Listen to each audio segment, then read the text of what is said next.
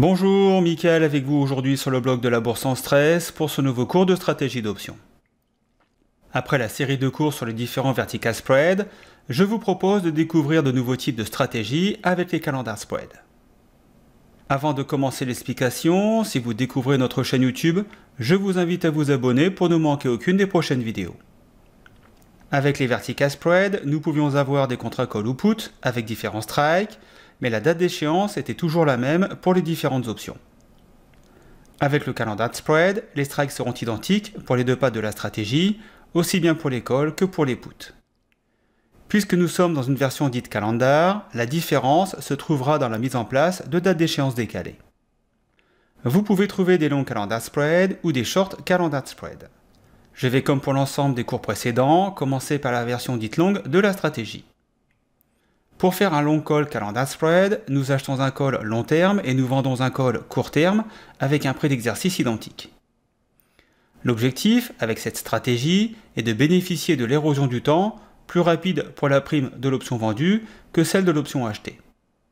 Vous devrez choisir le bon moment pour tirer le meilleur parti du comportement différent de la volatilité implicite des deux options. Le sous-jacent a baissé vaut 45 $ et nous allons faire un long call calendar spread hors de la monnaie.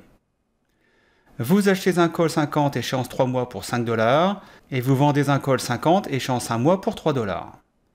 Vous constatez que nous sommes dans une stratégie débitrice de 200 $ par contrat. En achetant le call, vous allez créer un débit, sachant qu'avec un achat de call, votre profit peut être illimité une fois que vous aurez dépassé votre point mort, soit 55 $. Avec la vente du call, vous allez recevoir 3 $ et votre profit ne commencera que lorsque le sous-jacent sera en dessous des 53 $. Nous avons d'un côté besoin que le sous-jacent monte pour l'achat du call et de l'autre côté que le sous-jacent baisse pour la vente du call. Je sais, cela peut paraître un peu compliqué au premier abord. Voici un graphe profit and loss sur une position sur le SPY. Nous sommes le 4 septembre et le SPY vaut 290 $. Nous plaçons un long call calendar spread avec un achat de call strike 295 au 13 septembre et une vente de call strike 295 au 9 septembre pour un débit de 66 $ par contrat. Vous pouvez constater que le gain maximum sera lorsque le sous-jacent sera le plus près possible du strike de la stratégie, c'est-à-dire le sommet de la courbe bleue. La perte maximum dans le cas présent de 66 $ est connue d'avance car nous sommes sur une stratégie débitrice où le risque est maîtrisé. La perte sera capée en cas de fort décalage du sous-jacent, aussi bien à la hausse qu'à la baisse. Ce qu'il faut comprendre, c'est que le profit maximum sera perçu par le gain du call vendu, qui déclinera plus vite que la prime du call acheté. Pour reprendre l'exemple avec le sous-jacent ABC, si à la date d'échéance le sous-jacent finit à 50,10 $, la prime du call vendu étant définitivement acquise, vous aurez un gain de 300 $. La prime du call acheté sur du plus long terme aura encore de la valeur temps, ainsi que de la volatilité implicite. Le prix de la prime pourrait être de par exemple 3,80 $. Il m'est impossible de vous donner un prix précis, car tout dépend du marché et de la volatilité que je ne peux pas extrapoler ici.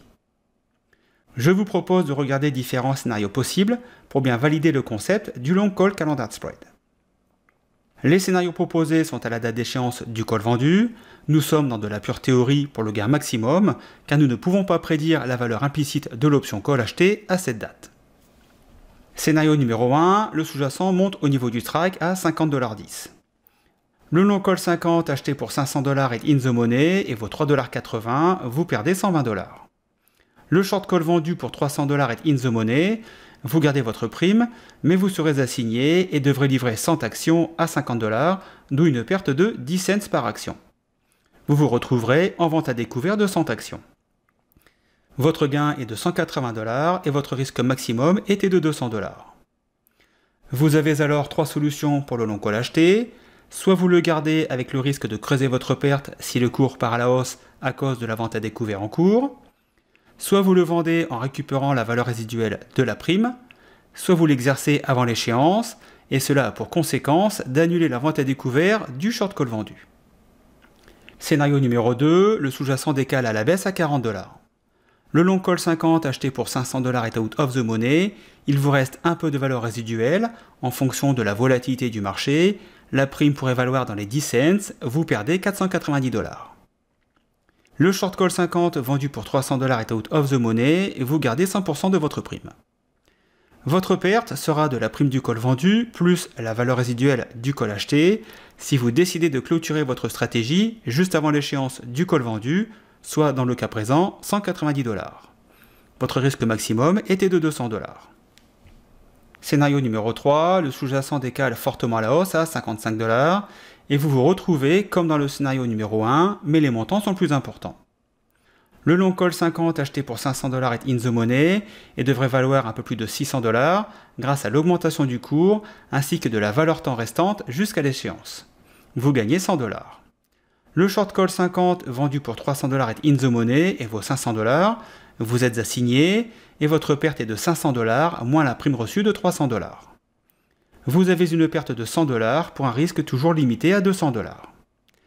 Tout ceci, je vous le répète, est très théorique car nous ne maîtrisons pas la volatilité du marché. J'espère néanmoins vous avoir éclairé sur cette nouvelle stratégie.